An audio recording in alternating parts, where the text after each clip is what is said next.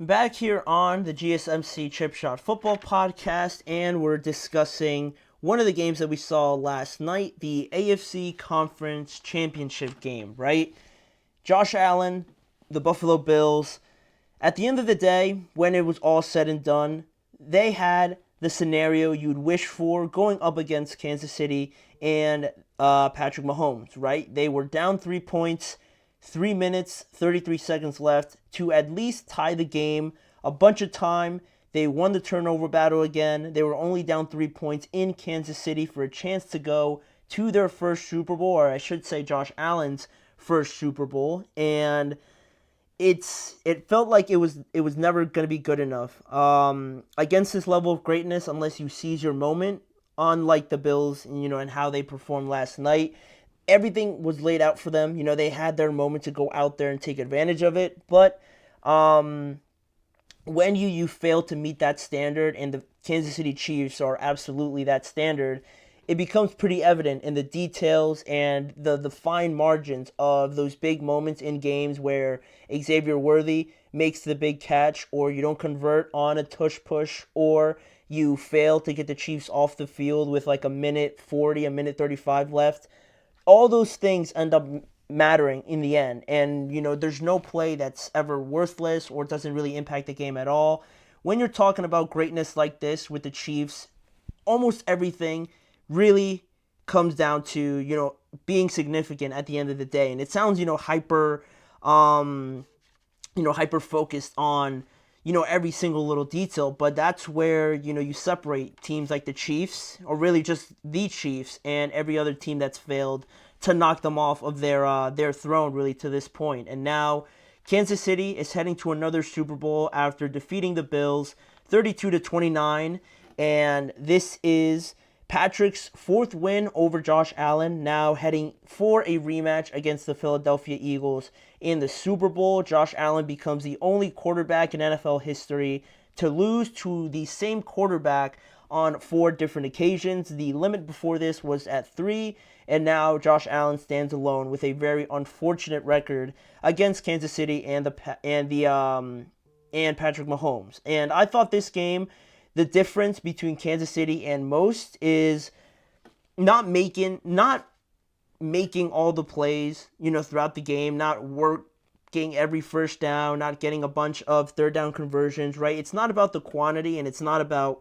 every single play making it a great one or anything like that, right? Because that's unrealistic. But, in this game, I thought that it wasn't about how many plays you made, but just making the play when it mattered most, right? An excellence across every single member. And you never really talk about anything in regards to the Chiefs on how, that was a questionable call, or, Patrick should have made this read instead of this one, or, these little things you talk about with other teams that might falter at some point in time, where it's a miscommunication, a missed assignment, a questionable fourth down attempt, or anything like that, or settling for a field goal. You never question anything like that with the Chiefs, right? Or at least I don't remember bringing up any decision where I'm like maybe they shouldn't have done that, and this is why. Because it usually never happens, and they just make the most important plays when it matters most. And I thought Patrick made a good point yesterday that it's not just, all the attention goes to Patrick, right? Obviously, but he made it a point of emphasis to say that it's not just about him making all the plays. It's Xavier Worthy stepping up, making big plays. It's Juju making a couple big catches across the middle of the field and converting on third down, or just getting a bunch of yak yardage as well. In a game where Travis Kelce really didn't do Travis Kelce postseason-like things, you had Pacheco contributing, Kareem Hunt contributing, Jalen Watson in the end zone catching only one pass, and it ends up being a touchdown, right? All these things that end up adding up, it's what separates it at the end of the day, right? Everybody, when they're called upon, they make the play, even if it's only 1, 4, 8 plays, 8 catches, or anything like that throughout the game. Everybody knows their role, and they seize their moment. It's not one guy that maybe unfortunately drops a pass or misses an assignment, or a quarterback, throws an interception, things like that.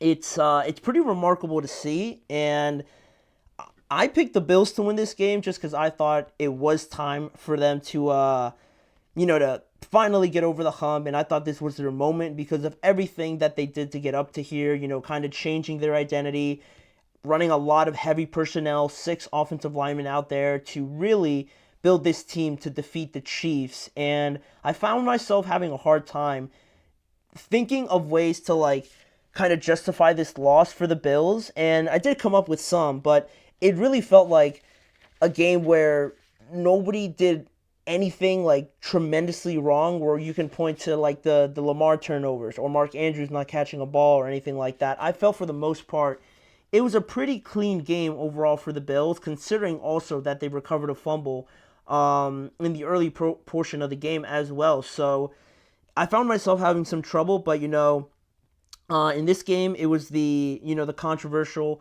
4th down call that was ruled against the Buffalo Bills going for it on 4th down, and the another failed 4th down where Josh Allen just kind of chucks it down the field when Steve Spagnuolo calls a great blitz on 4th down, rattles everything, throws everything off, but still Josh makes a great throw, and unfortunately Dalton Kincaid can't come up with the play. So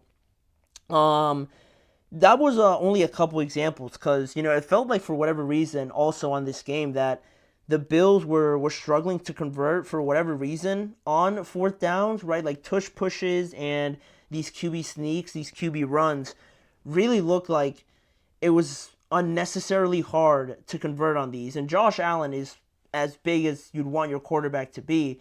And I don't know, for whatever reason, it felt like the calls, the execution of it just wasn't really there, right? Frame-wise and everything like that.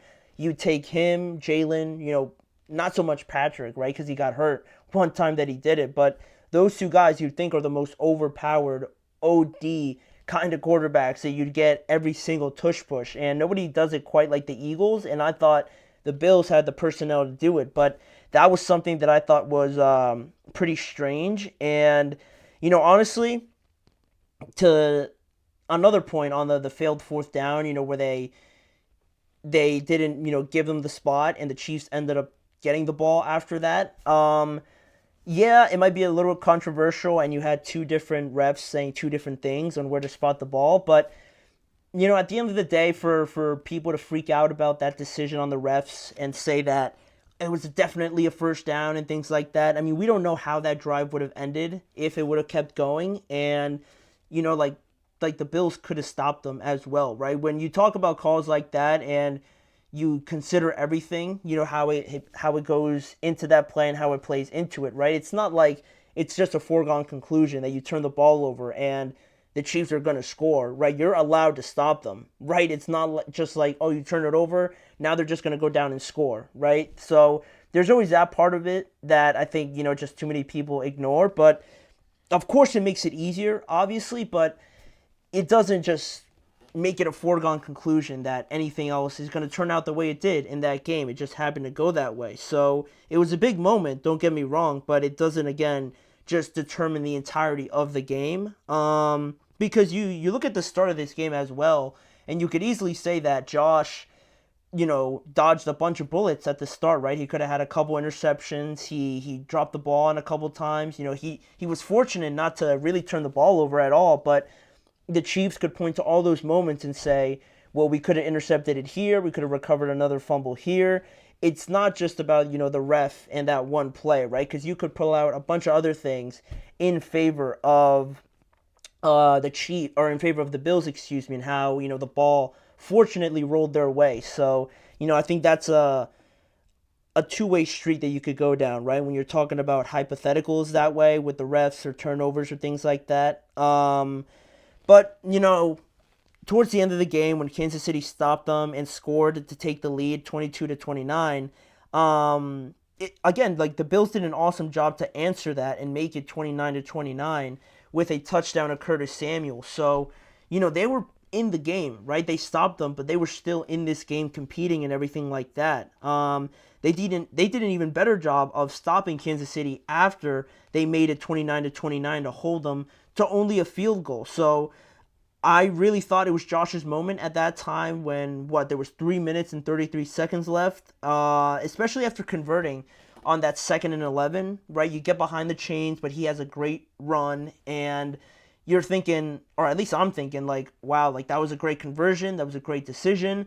He's feeling it right now. He's getting into that flow sort of state, right? In the game where just everything is just going, right? You're just acting on instinct. You're not even thinking about what you're doing. I thought that's what we were starting to see, but after 2 incomplete throws and a completion to Amari Cooper, it turned to 4th and 5, and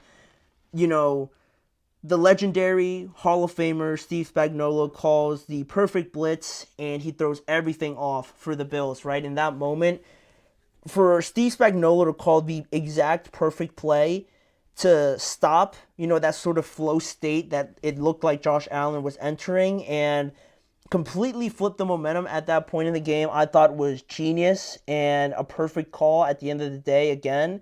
And I say that, but the throw by Josh was still so good, and I thought Dalton Kincaid, fair or unfair, I thought he probably should have caught that. It's not to the level of Mark Andrews to use as a comparison, right? But like it was right there. It was like right like in his forearms basically, right? And I know it was probably, he was probably like discombobulated, kind of stopping and going back and tracking the ball, but I don't know. It felt like it was right there for him. And he said he felt, awful about it, obviously, after that. It was a pretty painful moment. So it's, it's those margins, right? What separates that catch and the throw, the blitz call and everything like that. It's the victories are found in the fine details for this team, for the Chiefs. And where the Bills, failed to execute on maybe realigning the protection or failing that 4th down, not getting that catch, right? That 50-50 catch with Xavier Worthy that I mentioned before. The Chiefs never failed to execute on those opportunities, right? And I did feel bad for Josh because, like I don't know what else you could do. Like, physically, managing the game and anything like that, I don't know really much what else he can do. And it always feels like you're not taking the pressure off of him, like he's not to blame for any mistakes, but it always feels like it's something else, right? Like maybe the defense, with the 13 seconds, and then yesterday as well. Or it might be like a drop or a missed field goal, right? You always feel for Josh, and, especially yesterday, he looked really defeated, more so than, any other game I've seen. So I did feel bad for the Bills and Josh in that respect, but when you take it onto perspective again, and I'll use this to close it out, right? Like, the Bills won the turnover battle again. They shut down Travis Kelce for the most part. But Kansas City, has guys that understand that they must make a play when called upon, right?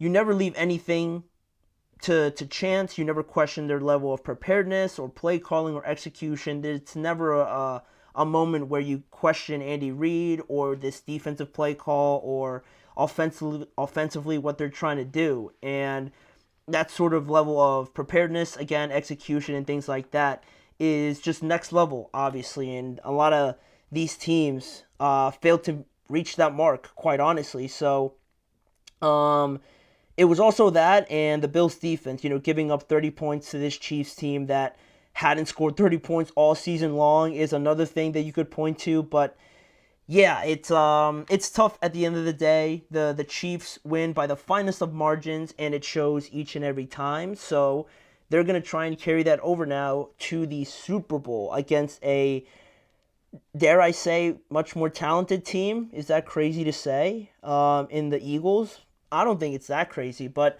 we'll do a lot more comparison on those two teams as we get closer to the Super Bowl. But for right now, mentioning the Eagles, we got to get to their game and their complete domination of the Washington Commanders. It was close for a little bit in that first half and a little bit of the third quarter, but the Eagles end up running away with it, scoring 55 points and punching their ticket to another Super Bowl. So we're going to dissect that game when we return after this break. Looking